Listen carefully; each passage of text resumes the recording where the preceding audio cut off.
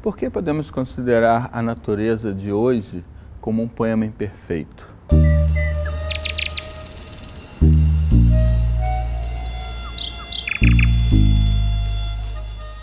Essa foi uma ideia que eu usei no título do meu primeiro livro, O Poema Imperfeito, que foi baseado num texto escrito pelo norte-americano Henri Thoreau, quando em meados do século XIX ele percebe que muitas das espécies que deveriam estar lá nos Estados Unidos já não estavam mais, já não existiam mais.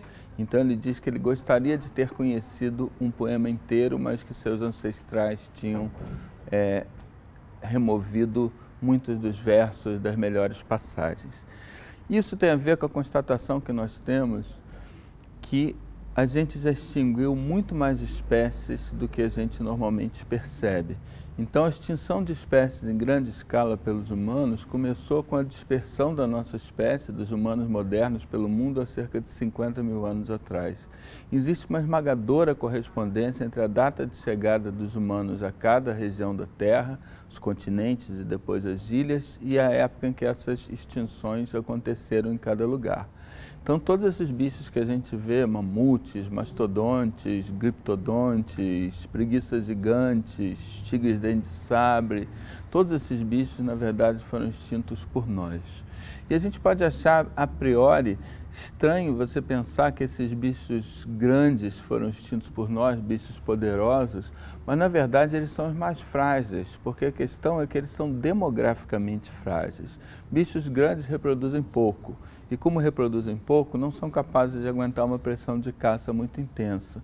Então você pode achar que é mais fácil matar uma barata que um elefante, mas é muito mais fácil extinguir os elefantes do que as baratas, né?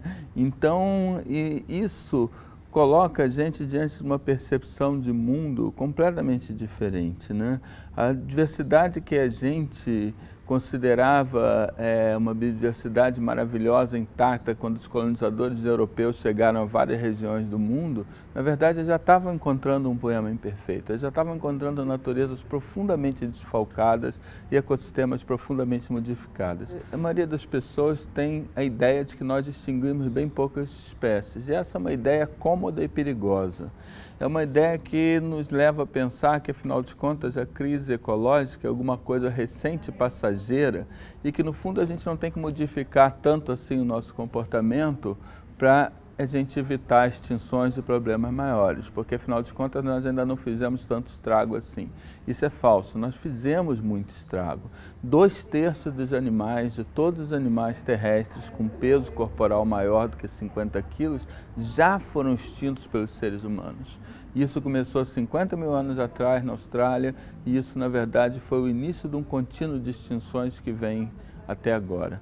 Então, aqueles bichos todos lá da Era do Gelo, esqueça a Era do Gelo.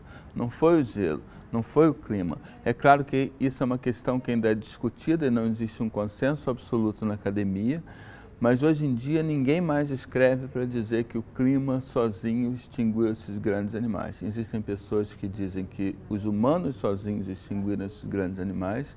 Existe quem diga que, na verdade, foram os dois fatores, humanos e clima, e sempre que você analisa a importância dos dois fatores, o fator humano é muito mais importante do que o fator climático, mas, de qualquer forma, hoje em dia é muito claro que nós tivemos, sim, um papel muito importante em todas essas extinções e acho que isso deve mudar a maneira como a gente se vê diante da nossa natureza e como a gente vê a fragilidade da natureza aos nossos impactos.